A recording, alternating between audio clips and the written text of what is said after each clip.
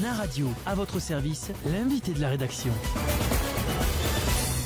Alors pour ne pas s'y perdre, vous savez qu'à la rédaction, ils ont été très prévoyants avec moi. Ils m'ont fait un tableau rouge et vert, ce qu'on peut faire ou ne pas faire. Donc j'aurai pas d'excuse pour faire une bêtise et me prendre de nouveaux PV. On peut donc se circuler sans attestation dans un rayon de 100 km, faire les courses dans les marchés de La Rochelle, se rassembler à 10 personnes maximum, aller dans des médiathèques, bibliothèques et petits musées, prendre les transports en commun mais avec masque, et faire du sport de manière individuelle. En revanche, je ne pourrai pas aller me dorer la pilule sur les plages de La Rochelle au moins jusqu'au 1er juin, les bars, les cafés, les restos, aller au-delà de 100 km et me rendre dans un lieu de culte. Olivier Falorni, bonjour. Bonjour. Bonjour. Finalement, on s'attendait tous à ce qu'il y ait un débat sur le tracking et le gouvernement a décidé de passer à autre chose et de l'évoquer dans les jours à venir. Que pensez-vous des mesures annoncées puis votées hier ? Alors effectivement, comme vous l'avez indiqué, nous devions hier avoir un débat sur le tracking.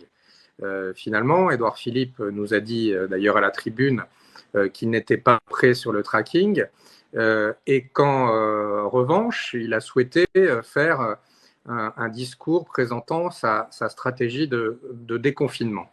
Et en l'occurrence, quand il a dit qu'il n'était pas prêt sur le tracking, j'ai eu le sentiment que le gouvernement n'était pas prêt encore, j'espère qu'il le sera le 11 mai, pour organiser de la façon la plus efficiente possible le déconfinement. Donc c'est la raison pour laquelle moi je n'ai pas pu voter finalement une sorte de 49.3 que le Premier ministre nous a hélas imposé, puisque à défaut donc de débattre de ce sujet du tracking, et j'espère qu'on aura un débat parce que c'est vraiment quelque chose qui pose question et je pense que je l'ai dit sur cette antenne, qui pose de graves problèmes en termes de liberté publique et pose beaucoup de questions même en termes d'efficacité sanitaire, c'est le moins qu'on puisse dire. Donc nous avons eu un discours du Premier ministre définissant un plan de déconfinement avec beaucoup de zones d'ombre, à mon sens, pas mal de flou, parfois des incohérences. Vous avez cité un certain nombre de choses que l'on pourra désormais faire, d'autres que l'on ne pourra pas faire, mais vous avez oublié beaucoup de choses dont on ne sait pas si on pourra les faire ou pas. Mais je veux dire, j'ai parfaitement conscience qu'un plan, il se construit jusqu'au 11 mai. Simplement, hier, nous, en tant que députés, nous avons été mis devant le fait accompli. C'était confiance ou pas confiance, point. Il fallait se déterminer 1 heure après. Et on ne pouvait pas y apporter la moindre proposition. Donc, on nous demandait de ratifier, j'allais dire presque à l'aveugle, une confiance à ce plan. Le sentiment que j'ai eu à l'issue de ce discours, c'est que j'ai le sentiment qu'aujourd'hui, le gouvernement n'est pas prêt parce qu'il n'y aura pas de déconfinement réussi sans test et sans masque en nombre suffisant. Et le moins qu'on puisse dire, c'est qu'aujourd'hui, j'ai de sérieux doutes sur la capacité à avoir en France ce nombre de masques et de tests suffisants pour réussir totalement le déconfinement. Une question de Benjamin, Olivier. Bonjour Olivier Falorni. On a vu pas mal de réactions depuis hier concernant le discours d'Édouard Philippe. Patrick Chaise, par exemple, sénateur de l'Ain, qui disait « Le gouvernement a peur de son ombre, il a peur de la tournure que le débat pourrait prendre ». Est-ce que vous êtes d'accord, vous qui constatez l'absence de ce débat, notamment sur le tracking ? Le Premier ministre a annoncé hier qu'il y aurait un débat sur le tracking, et semble-t-il un vote, c'est nécessaire. Il a aussi indiqué que ça n'était pas prêt, et j'aurais aimé qu'il ait j'allais dire la même franchise pour dire que le gouvernement n'était pas prêt, en tout cas à la minute où il parlait, sur un certain nombre de sujets. Et c'est pour cela qu'il n'était pas possible pour moi et un certain nombre de mes collègues du groupe de voter à l'aveugle une confiance qui, il faut le dire, a été érodée au fil des semaines. Je fais partie de ceux qui ont voté pour le projet de loi d'urgence sanitaire parce que le confinement s'imposait à l'époque, parce que c'était la seule solution pour sauver des milliers de vies. Donc, nous avons fait confiance au gouvernement pour engager cette politique de confinement, avec pas mal de réserves à l'époque, mais il fallait le faire et il fallait que tout le monde soit évidemment rassemblé pour porter ce message. Aujourd'hui, ce que je vous dis, c'est que, je souhaite que ce déconfinement soit réussi. Je ferai en sorte, en tant que parlementaire et en tant que citoyen, pour que ce déconfinement ne soit pas un échec sanitaire et qu'on n'ait pas à nouveau à reconfiner, ce qui serait une catastrophe. Mais en revanche, hier, à une question qui nous était clairement posée, parce que finalement c'était ça, est-ce que vous nous faites confiance ou pas? Eh bien, compte tenu des éléments que nous avions, il n'était pas possible, en tout cas pour moi, de dire oui. Aujourd'hui, vous pensez que les mesures, alors on n'a pas évoqué effectivement les mesures pour lesquelles on ne sait rien, mais les mesures qui sont dans le vert sur ma feuille sont les bonnes, c'est-à-dire le déplacement dans un rayon de 100 km, faire les courses, se rassembler à 10, ce qui veut dire que bon nombre de Rochelais vont être contents, les apéros, les anniversaires, c'est reparti, les médiathèques, bibliothèques et les petits musées seront accessibles, mais enfin on n'a pas de jauge, donc ça peut être un musée de 500 ou de 1000, là encore j'ai pas vu les précisions. Pour les transports en commun avec masque, on s'y attendait, et pareil pour le sport de manière individuelle. Oui, effectivement, beaucoup trop d'incertitudes. Alors, je peux comprendre que hier, le Premier ministre n'était pas en mesure de répondre à toutes ces incertitudes. Mais alors, pourquoi nous avoir réunis, alors qu'on devait se réunir sur un sujet précis, le tracking? Pourquoi avoir fait un discours de politique générale de déconfinement en nous demandant la confiance, en nous demandant une confiance à l'aveugle, alors que nous n'avions pas les réponses à des questions très concrètes, comme celles que vous venez d'indiquer à l'instant? Voilà, nous avions, nous, une responsabilité, c'est-à-dire de, en sorte, à ratifier un plan dont le moins qu'on puisse dire, c'est que nous n'avons pas aujourd'hui toutes les données. Et avec le sentiment, je le répète, qu'aujourd'hui, le gouvernement n'est pas prêt. Alors, aujourd'hui, plus que jamais, il y a un besoin de réponses concrètes pour les habitants, et notamment pour les parents, parce qu'ils vont se retrouver dans une situation assez invraisemblable, et je trouve plus que limite, c'est-à-dire qu'ils auront à prendre eux-mêmes la décision de savoir s'ils peuvent envoyer leurs enfants en toute sécurité. Vous vous rendez compte de la responsabilité que chaque parent va être amené à prendre? Donc là, moi, j'alerte vraiment le gouvernement, je l'ai fait encore hier, et je vais en parler dans une heure avec le préfet. On ne peut pas engager de tels processus comme une rentrée scolaire avec de jeunes enfants sans avoir la certitude qu'ils seront en sécurité. On parle souvent du principe de précaution. Eh bien, là, en l'occurrence, je veux qu'il s'applique à 100%. Et ce que je n'arrive pas, par ailleurs, à comprendre, si l'on parle d'objectifs pédagogiques de reprise scolaire, c'est qu'on réouvre les écoles maternelles, primaires aussitôt. Par contre, le collège et encore plus le lycée, c'est moins urgent. Alors qu'on sait bien que l'application de la distanciation sociale, elle est par définition plus facile à faire respecter, même si ça n'est pas simple, par des adolescents que par des enfants en bas âge.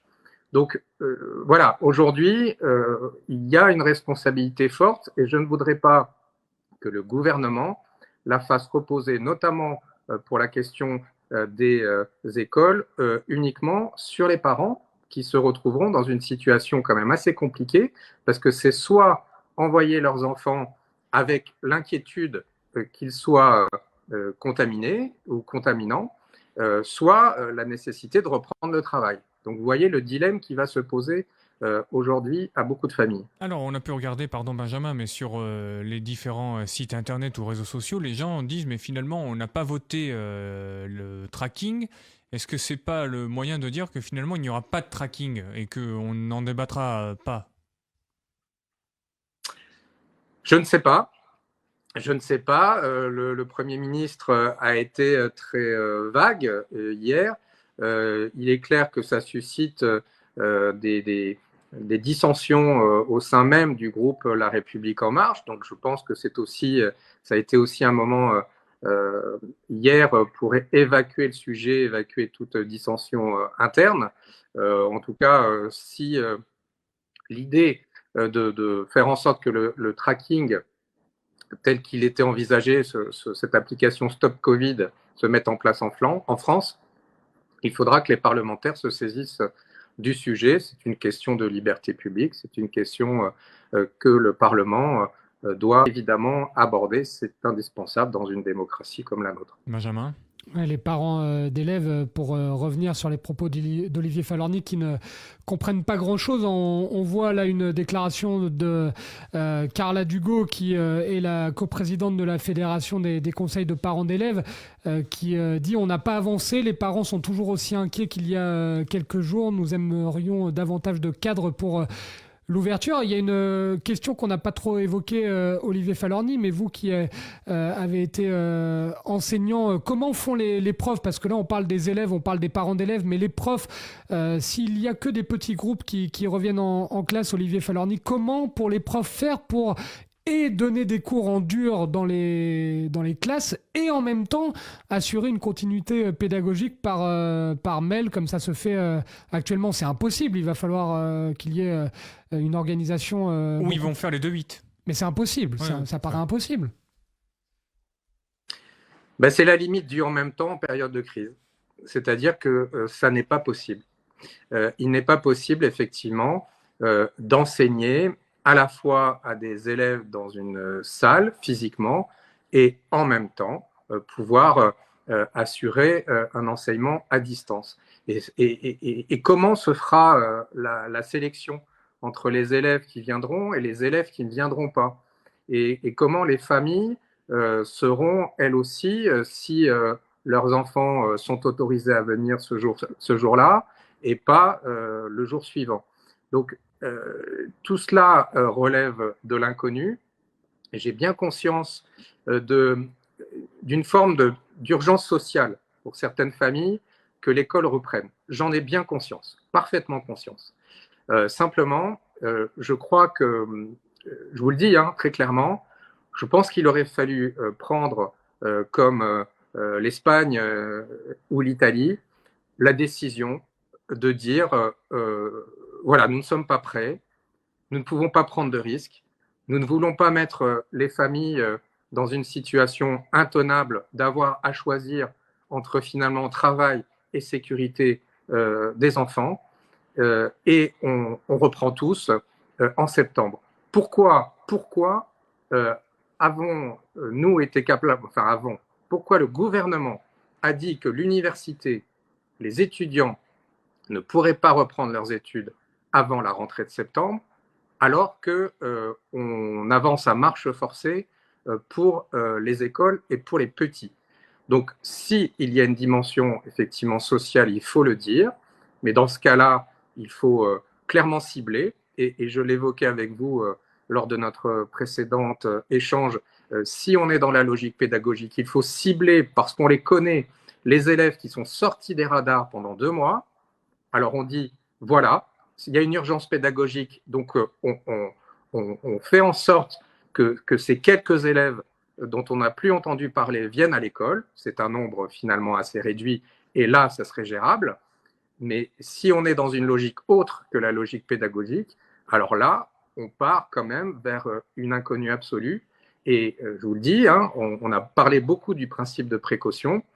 Je ne suis pas sûr qu'en la matière, comme pour les transports publics, on mesure aujourd'hui le danger potentiel que ça peut représenter. En tout cas, ces décisions gouvernementales ont le don de faire réagir sur nos réseaux sociaux ou notre site web, Benjamin. Oui, énormément de messages. Alors, il y a des questions, je pense, qui vont rester un petit peu sans réponse. Par exemple, Optimiste qui nous dit qu'il est loueur de vélo sur l'île de Ré. Il aimerait savoir quand les pistes cyclables seront réouvertes. Évidemment, dès qu'on aura des informations, on les communiquera. Et puis, Bruno qui vous pose directement une question, Olivier Falorni. Comment vous jugez la position de soutien actif du maire Jean-François Fontaine à ce plan complètement flou? Oh non, je veux pas rentrer, je veux pas rentrer dans ce débat-là. Monsieur Fontaine a donné son avis. Moi, hier, je devais voter. Et donc, en conscience, par rapport à la responsabilité de ce que l'on nous demandait, c'est-à-dire une forme de blanc-seing, sans avoir toutes les données, il n'était pas possible pour moi d'apporter ma confiance à ce plan, tout en souhaitant qu'il réussisse, je le redis, parce que c'est l'intérêt du pays. J'évoquais avec vous la phrase de Woody Allen, je suis contre, et on pourrait le faire avec je suis pour, je suis contre ou je suis pour, mais rappelez-moi la question. Moi, j'ai écouté le discours du Premier ministre, je n'avais pas de position déterminée avant le début de son intervention. Comme je l'ai dit aussi, il a fallu 1 heure pour se déterminer sans pouvoir apporter la moindre proposition. Je le regrette. Je vous rappelle que j'entends dire certains, oui, mais en cette période de crise, il n'y a pas besoin d'y avoir de débat. Finalement, il faut un chef qui décide. Vous savez, je suis historien, comme vous le savez, et enseignant, et je souhaite bon courage très sincèrement à mes anciens collègues qui, le 11 mai, auront à gérer la reprise des écoles. Mais je me souviens qu'entre 1914 et 1918, le Parlement se réunissait régulièrement et qu'un des plus véhéments s'appelait Georges Clemenceau. Et pour autant, on ne peut pas considérer qu'il n'était pas patriote et qu'il ne voulait pas que la France gagne cette guerre. Eh bien, je considère qu'aujourd'hui, les parlementaires, tout en voulant la réussite du pays face à ce que Emmanuel Macron qualifie de guerre. Moi, je n'utiliserai pas cette expression, mais en tout cas, pour faire en sorte que la France réussisse ce déconfinement, nous sommes tous mobilisés. Mais pour autant, je n'ai pas l'intention soit d'être un godillot, soit d'être bâillonné. Je me masque, mais je ne veux pas avoir un bâillon. En tout cas, le discours est très clair. Olivier Falorni, je présume que vous avez eu hier vos collègues députés, puis après les décideurs de notre région. Qu'est-ce qui ressort de tout ça? Quel est le sentiment des gens que vous avez pu avoir au téléphone ou que vous avez rencontrés en visio? Alors, les parlementaires, j'allais dire, ceux qui ne sont pas dans le groupe majoritaire de façon officielle, ceux qui sont dans le groupe majoritaire parfois en off, nous disent qu'ils sont assez désarçonnés du peu de cas qui est fait du Parlement. J'allais dire, ça n'est pas une surprise. En revanche, ce que l'on peut constater, et ça peut être jugé inquiétant, c'est une sorte de, comment dirais-je, d'incohérence entre le discours d'Emmanuel Macron et celui d'Édouard Philippe. Je m'explique. Emmanuel Macron, lors de sa dernière intervention, a annoncé, après avoir décidé seul, que le déconfinement interviendrait le 11 mai. Il a décidé seul, tel un monarque républicain. Beaucoup de Français attendent ce déconfinement, et je l'entends. Simplement, je crois que, par ailleurs, les Français n'ont pas envie, même s'ils souhaitent le déconfinement le plus rapide possible, ils n'ont pas envie que ce déconfinement soit sacrifié et que leur sacrifice de ces semaines et semaines de confinement soit sacrifié par une impréparation, par une approximation. Voilà. Et je ne veux pas que le sacrifice des Français pendant tant de semaines soit sacrifié parce que le président a décidé seul d'une date qui est peut-être intenable. Et quand je dis qu'il y a parfois un peu incohérence, et j'ai l'impression même, à lire la presse, ça se confirme, enfin je me méfie aussi de ce qu'on peut lire, mais j'ai l'impression que le président a imposé une marche forcée une date, et que le Premier ministre, même hier, a dit, en gros, voilà, il se peut qu'on ne puisse pas faire le déconfinement le 11 mai. Hein. Je ne sais pas, on n'en a pas beaucoup parlé dans les analyses qui ont été faites de ce discours, mais à un moment, il a quand même dit, Oui. il se peut qu'on ne puisse pas faire le déconfinement le 11 mai si les seuils de contamination remontent comme ça semble être un peu le cas ces derniers jours. Alors, Donc voilà, on a quand même ce doute entre même la parole du président et du Premier ministre. Ça ne rajoute pas, j'allais dire, dans la confiance que l'on peut faire aujourd'hui de la manière dont l'État gouverne. J'allais vous poser la question justement, Olivier Falorni, puisque hier, quand même, à la fin, il a dit, mais attendez, tout ça, grosso modo, hein, je raccourcis, mais grosso modo, tout ça, c'est bien beau, mais s'il y a la moindre hausse, il n'y aura pas de déconfinement le 11 mai. Alors, est-ce que vous avez des infos? D'autant qu'hier, il se trouve que j'ai eu quelqu'un qui travaille au service de presse de la Pitié-Salpêtrière qui me disait qu'ils attendaient une deuxième vague, la fameuse deuxième vague, prétendument entre le 14 et le 28 juin. C'est quand même pas très rassurant. Non. Et je crois que la pire des choses, ce qui serait encore pire que de prolonger le confinement, je dis, ça serait encore pire d'avoir à subir un second confinement. Ah oui, mais alors voilà. Là, et non, mais je vous le dis, s'il faut choisir, et parfois, effectivement, il y a dans ces crises, dans des crises de ce type, il y a parfois que des mauvais choix. Eh bien, moi, je préfère, si le gouvernement n'est pas prêt, mais qu'il l'assume, qu'il le dise comme il aurait dû dire qu'il n'avait pas assez de masques, plutôt que de nous raconter n'importe quoi en disant que le masque n'était pas nécessaire. Et alors que maintenant, on va le rendre obligatoire, notamment dans les transports publics. Donc, comment voulez-vous que la défiance ne s'installe pas? Eh bien, moi, je préférerais, et on verra dans les jours qui viennent, le Premier ministre me semblant un peu plus lucide que le Président de la République en la matière, que le gouvernement nous dise « nous ne sommes pas prêts pour le 11 mai », et plutôt que d'avoir à se prendre une nouvelle vague en juin et d'avoir à reconfiner pendant l'été, imaginez la catastrophe, eh bien, assumons de continuer à être dans un principe de précaution. Mais Olivier Falorni, vous vous rendez compte que si jamais il doit y avoir un deuxième confinement ou de nouvelles mesures d'ici le mois de juin, il y a déjà des gens qui, d'un point de vue social, sont en profonde difficulté, qui, d'un point de vue psychologique et psychiatrique, sont en dépression. Certains ont même fait des tentatives de suicide et on a même eu quelques cas de suicide dans notre département. À un moment donné, si tout fout le camp, ça sent pas très bon. Oui, effectivement, je crois qu'on ne mesure pas le niveau de détresse psychologique, sociale que génère cette crise, effectivement.